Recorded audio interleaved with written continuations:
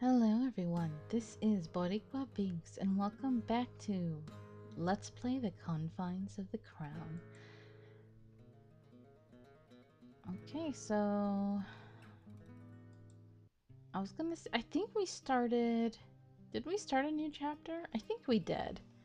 But last episode, I believe what happened was that finally, thanks to the princess and thanks to Oscar's interference, we were able to convince the king and the queen, or the wisdom, whatever, to release Madeline.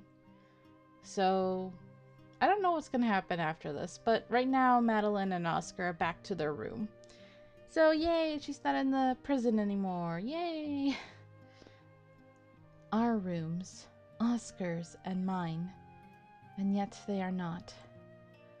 I'm sure they have not appreciably changed since I've been away, but the feel of them is different to my eyes.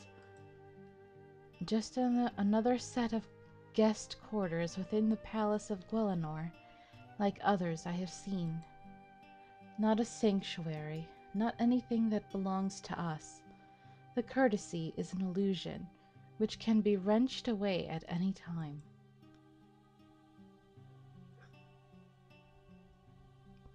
We did it! You're free, and the truth is out, and everything is going to be better now. He pauses, searching my face for a reaction. Aren't you happy? I don't know if I should scold him or hug him. I mean, she should be grateful because, we're not in the prison anymore. But at the same time, I don't know if all of our problems are actually solved now or what. 16.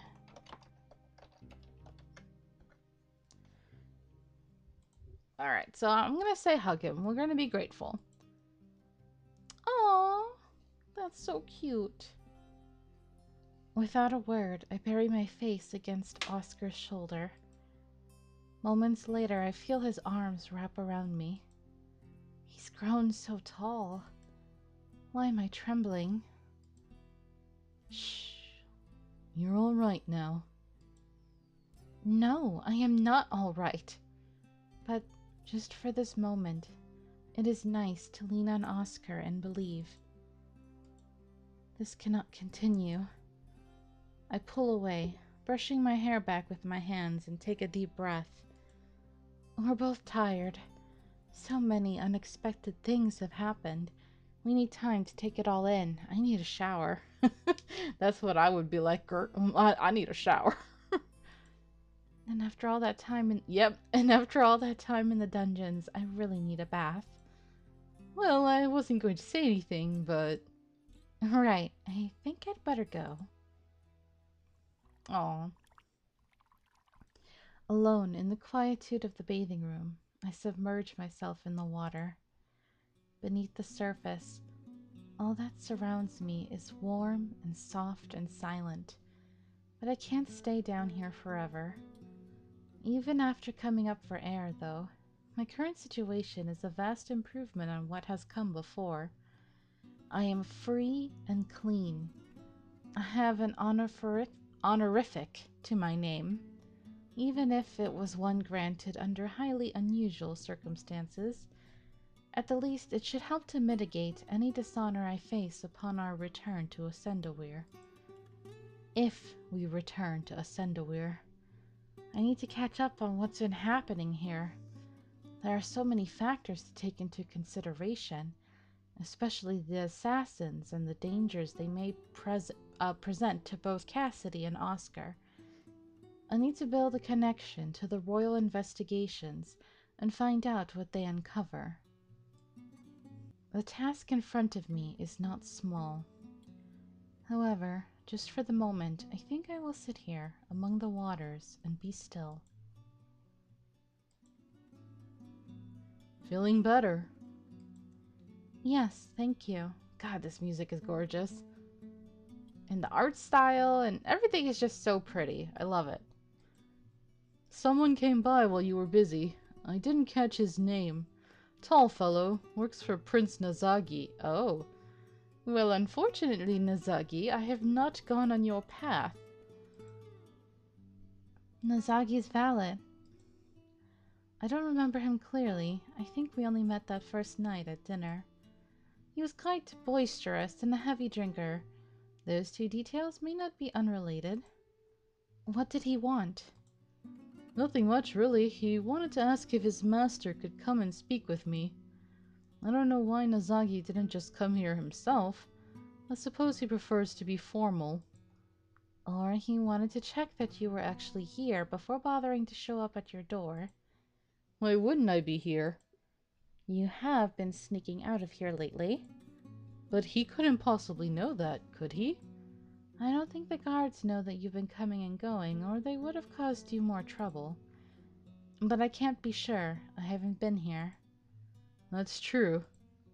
Maybe you shouldn't be here now, either. What do you mean? The message came to me while you weren't anywhere to be seen. They may not even know you're here. This is a conference between men, between princes. There's no need for you to be involved.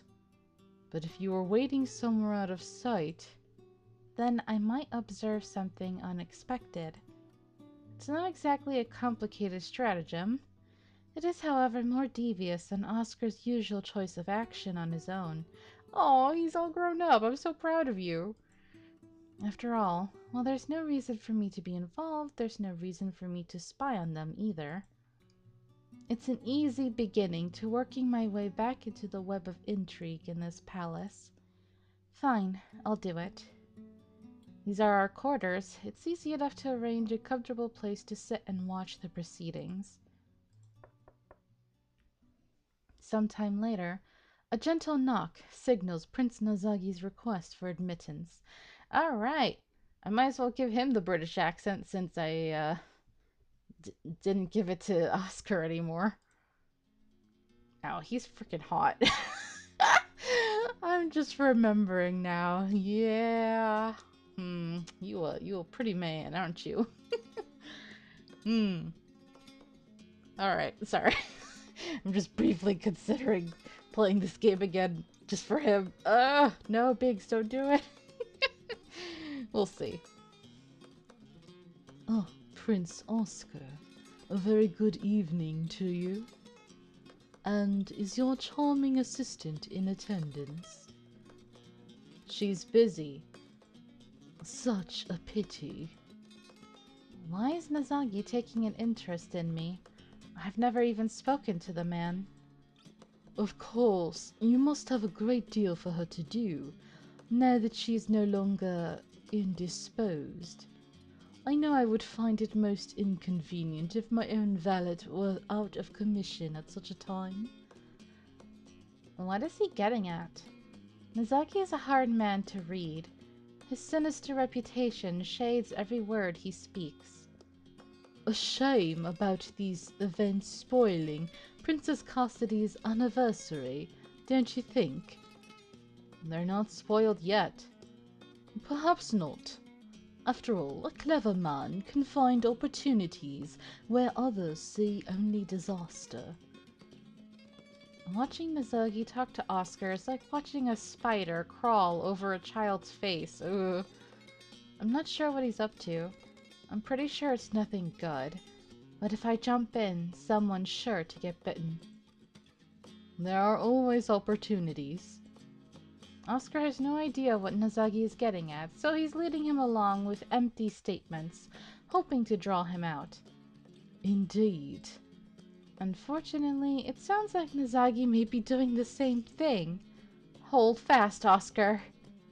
Of course, even with the aid of such a charming valet, a clever man doubtless has many tasks at hand. The crowds will be thinner now that so many have seen fit to leave the palace. Particularly in such confusing times, a man needs all the allies he can find, wouldn't you say? Ah. Perhaps. So you're trying to make an alliance with us? Should you have need of further support, Please feel free to call upon me. He's offering his services to Oscar. As a subordinate? If I had need of you. As it happens, I do not. The matter is well in hand. Your interest is noted. Perhaps we will speak again. I look forward to it. My best wishes in all your endeavors. Thank you. With smooth strides, Prince Nazagi exits the room, never turning his back on Oscar. I wait a few moments before coming out of hiding, just in case Nazagi returns. Suddenly, Oscar bursts into laughter. Did you see his face? What a backlicker! Backlicker? What is that? Oh my god. He did seem rather unctuous. What the frick? What is that? Unctuous? If you rubbed him on the ground, he'd smear. He obviously thinks I've got a close connection to the princess here, and he's begging for scraps. Or he's fishing for information. Either way, he's right. I know things he doesn't know, and Cassidy likes me better than him. If I jumped at the chance to have his help, he'd think I was weak, and that he was wrong about me. Instead, he'll be sure that I'm his best route to impressing Cassidy. Chasing him off improves his respect for my power, right? Possibly, but I don't know. Only one prince can win Cassidy's hand, so how could you work together, your natural rivals? Showing how well he can get along with his rivals makes him look more approachable? I suppose. I feel that there was a purpose to Nazagi's visit which we haven't entirely spotted. What was that he was saying about people leaving the palace? Oh, I heard that while you were in the, earlier. Because of the fuss about the kidnapping and the assassin, a lot of guests are packing to go home. I don't blame them. They're afraid the palace isn't safe. It's silly. No one's threatened them. But if all of Gwalinor's forces can't keep their most precious princess safe, then how can anyone else feel protected? That's the problem with making those dangers public. The herd feels threatened, so they stampede for safety. It might not be a bad idea to consider leaving ourselves. What? No! The situation here could turn very sour. Angry, frightened people react unpredictably. If someone decides that you or I are to blame for all this, they'd be more likely to think that if we ran off. We'd look guilty. True. I'm not running away with my tail between my legs. We've done nothing wrong. And I won't abandon Cassidy while she is in danger. She's my friend. Aw, that's sweet. Right. Friend. So, how's the romance going? Jealousy. Well, things have been a bit distracted. We had more important issues to deal with. Instead of wooing her, he was rescuing me. I am not more important. I was safe where I was. Cassidy is not the sort of woman who can ignore an injustice for her own entertainment. Making her think that I'm shallow and selfish would not impress her. You're right. I do like hearing you say that. Well, you'd hear it more if you... What is it? Nothing. It feels wrong, somehow, to tease him now. I suppose you'll have to get back to the romance tomorrow, then. Fresh start. I suppose so. He looks reluctant. There is something I could use your advice on. What's that? Should I tell her the truth? What truth? That I'm not in love with her. Ooh! Oh, here we go, the juiciness.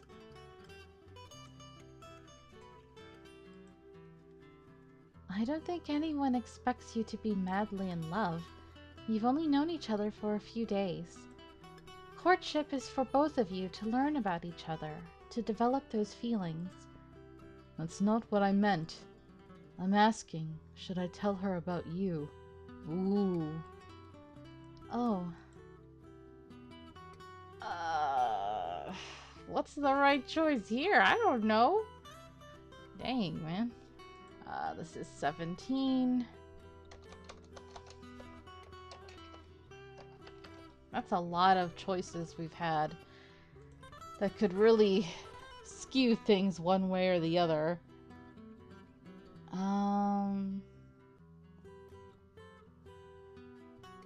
If I say definitely not, would he be angry? uh, I mean, I don't think he should tell her, but that's his decision, I guess. Oh, this is a tough one. I'm gonna say I can't make that choice for you. I can't answer that. Why not? I just can't. The mood is disrupted by a sharp rap on the door. Uh-oh.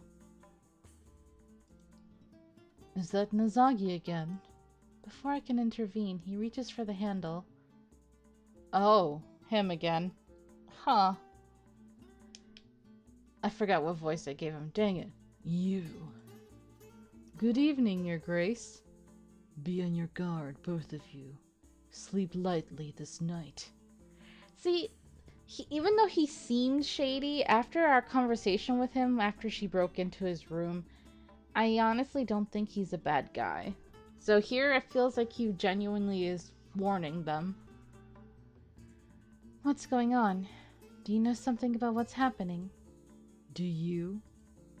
Oscar opens his mouth to answer and my elbow bumps hard into his. As I thought. This is far from over. With that, he leaves. I can't tell if that was a warning or a threat.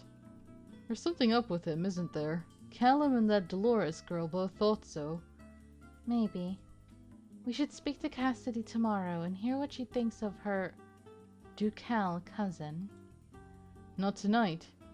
Too unsettled. Too many people moving around if the guests are leaving. Not all of them are. No, tomorrow the board will be more clear. And by tomorrow, the first investigation results should be available.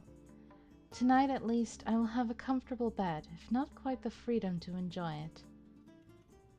All around us are suggestions of danger. Suggestions, not certainty. Those who are the most affected are also those who understand the least of what has been happening. The fleeing guests, Prince Nazagi, even Duke Farad. What do they know? The princess was kidnapped by her brother due to a mistake, not some foreign plot or internal power struggle. Yes, there was an assassination attempt, but not a well-planned one. Had there been more than one attacker, or even a single one with a ranged weapon, events would have played out very differently. If neither Callum nor Dolores were in collusion with the assassins, then it would not have been possible for them to plan to meet us on the road. That means we are not seeing the orchestrations of a supremely powerful mastermind, but rather chance and mischance rebounding off one another. And now another unexpected change of course. Cassidy tearing off the veil of secrecy. There most certainly are forces working against us, but they cannot possibly have anticipated this outcome. We will need to regroup. I don't anticipate an attack in the night, but I doubt I'll sleep soundly either. Okay. The next morning, as we are dressing for the day, I sense something familiar. A faint pattern of sound at the edge of my hearing.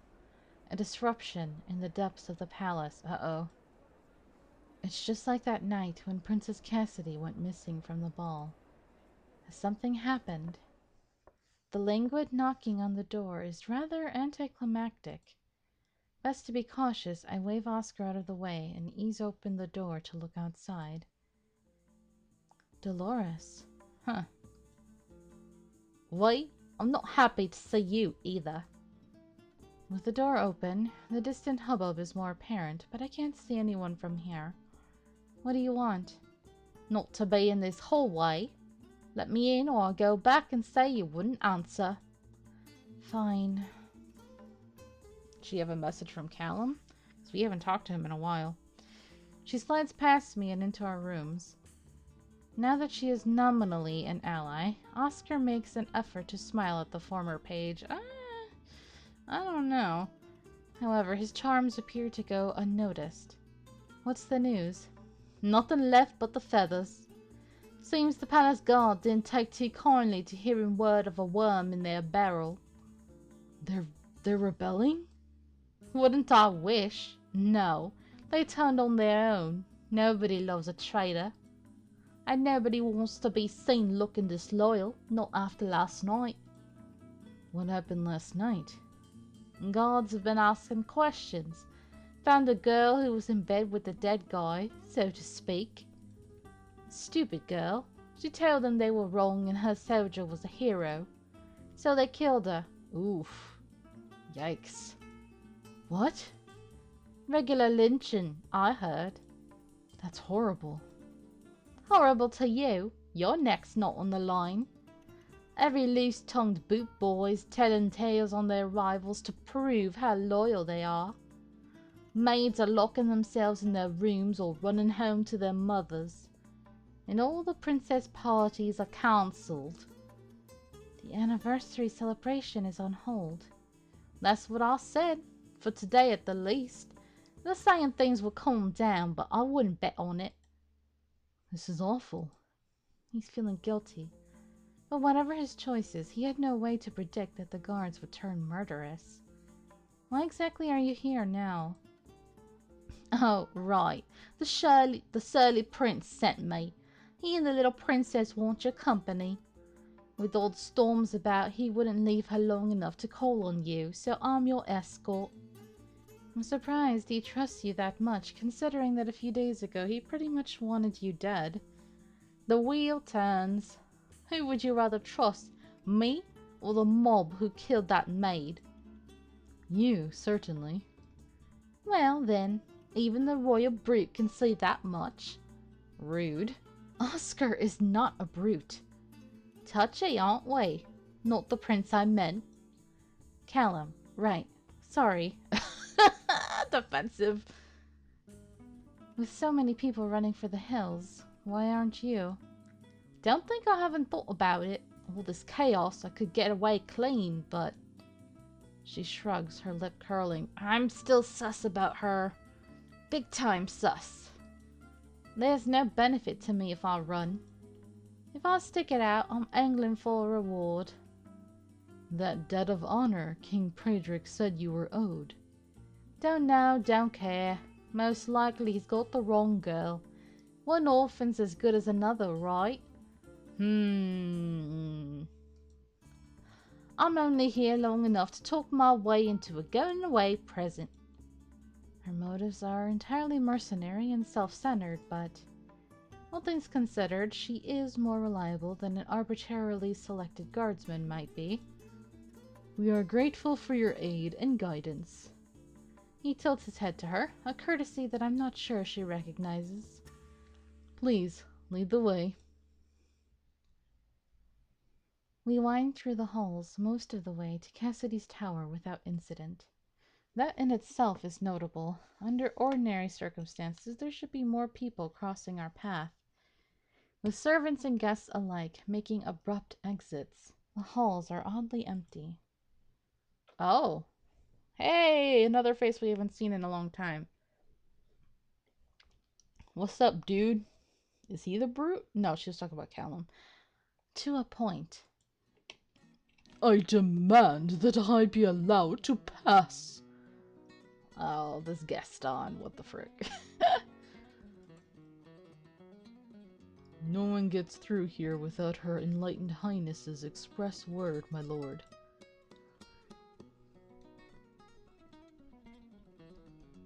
But she has need of me. Really? What the frick? Is he like the comic relief or something? He's so over the top. My beloved is but a delicate blossom, buffeted by the winds. I must protect her. You don't even know her. I would gladly give my life in defense of hers. Get in line.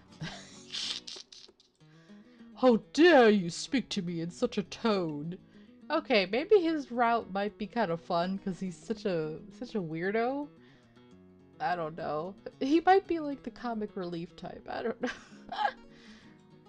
My duty takes precedence over your etiquette, my lord. Her Highness's safety is paramount. Yes, of course, but... Excuse me, coming through. Who's this? You know who I am. I know. You know who they are. Rules, Dolly. Don't call me that name. Nobody gets through without a name. Fine. Dolores Orff, Oscar Vosendaware, and the Honorable Valois. Now move it. You can go through. I protest! Why are these allowed into my beloved's presence while I am not? They're on the list. Prince Gaston fluffs himself up to begin another impassioned monologue, but we are allowed to bypass the theatrics. Thankfully. Oh, wow. What a very pretty and very girly and big room. I don't know why it's kind of giving me... Wow, like my brain just said, oh, it's like the room from the letter. It's probably because of the layout, like the bed being to the left and then the balcony doors right there. Ugh, I can't escape the letter. It's always going to be in the back of my mind. My first impression of Princess Cassidy's private quarters is that they resemble a rose under glass. Here she sleeps in her curtained bed upon a pedestal. Oh, dear.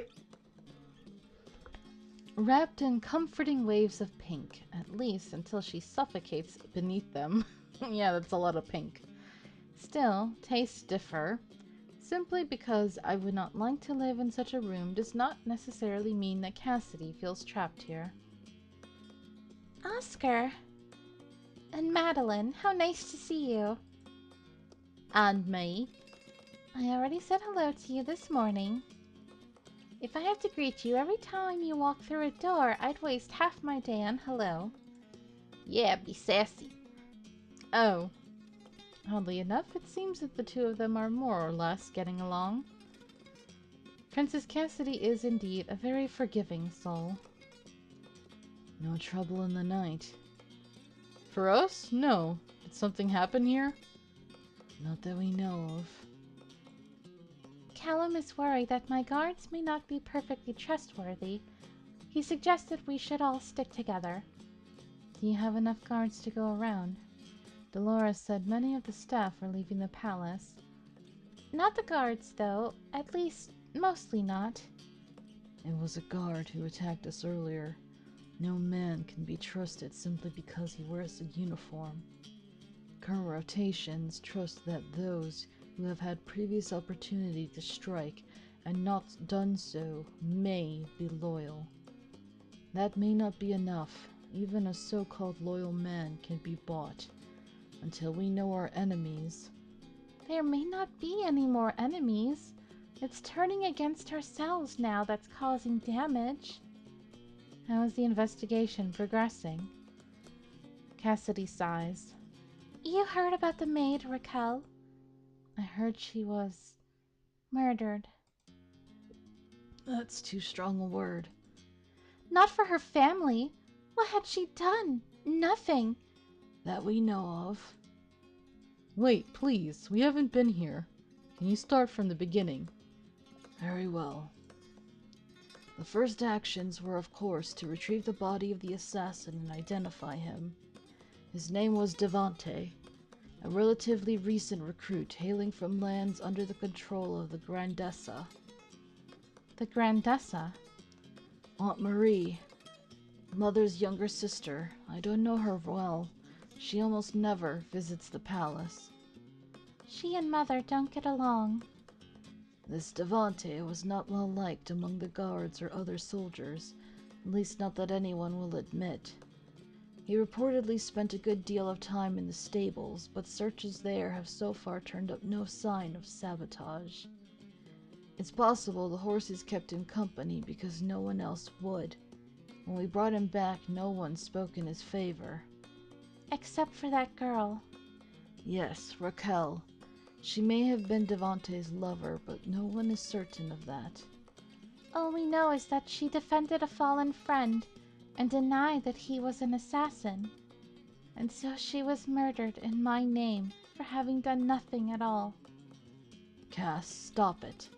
You did not kill that girl, and she may not have been innocent. The mob may have done you a favor by taking out a dangerous rebel. She did hail from territory belonging to Duke Farad. Hey, Raquel, she was a ninny with a head full of stars. She couldn't drown a mouse. That's right, you know the staff from the inside. Not well. You think they talk to me? A page is too good for them, and a proper page is too good for me. But Raquel, she was a funny one. No sense, all stories. I always wanted to have a secret, to be somebody special. Secretive, resentful, eager for something above her place. Not all that unlike Dolores, as it goes. That sounds like a woman willing to take part in a conspiracy. Only as long as it didn't involve her actually doing anything. She was a useless girl who leaned on others to get her jobs done and couldn't keep her mouth shut. Maybe she knew something. Maybe she just thought a tragic hero sounded better than a dead cutthroat. Could be she never even knew Devante, just wanted to be part of his story. Well, she is now. An unimportant footnote, soon forgotten. It is the forces behind her, behind Devante, that are of interest. And the only leads we have so far point back to Grandessa Marie and Duke Farad. Duke Farad married Sophia, the Grandessa's daughter. Now that they have a child, she, Riel, is my heir until I have a daughter of my own. Which gives Farad the strongest possible motive. Through Riel, he could become regent. Also, they hate everyone. Conversation is disrupted as eyes turn to Dolores. What? It's no secret. Even their people don't make any friends here. Hard folk, all of them. I remember seeing some of his entourage at dinner my first night. They stood out like flies in a milk glass. Their clothing, their manners, everything was too rough. Hired muscle it could be. That might suggest he was expecting trouble and brought his own thugs. I spoke to him briefly when I was searching for Cassidy. He seemed a bit on edge and too well armed. He said he was preparing himself against any threat to his family. But his family's not here. The baby was too small to travel.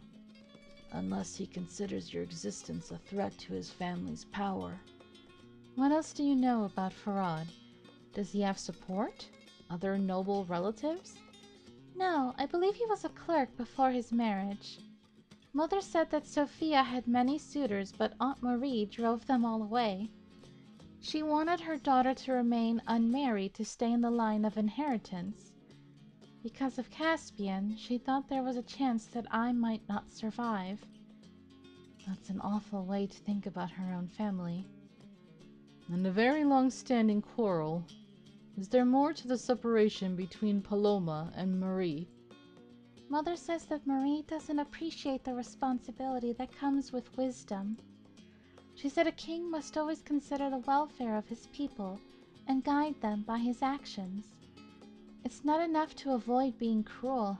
You must actively work for the greater good, or else the weak will suffer. Pretty words, but they do little to explain the division. Well, it's not very kind, but Mother suggested that her sister is more interested in herself than her people.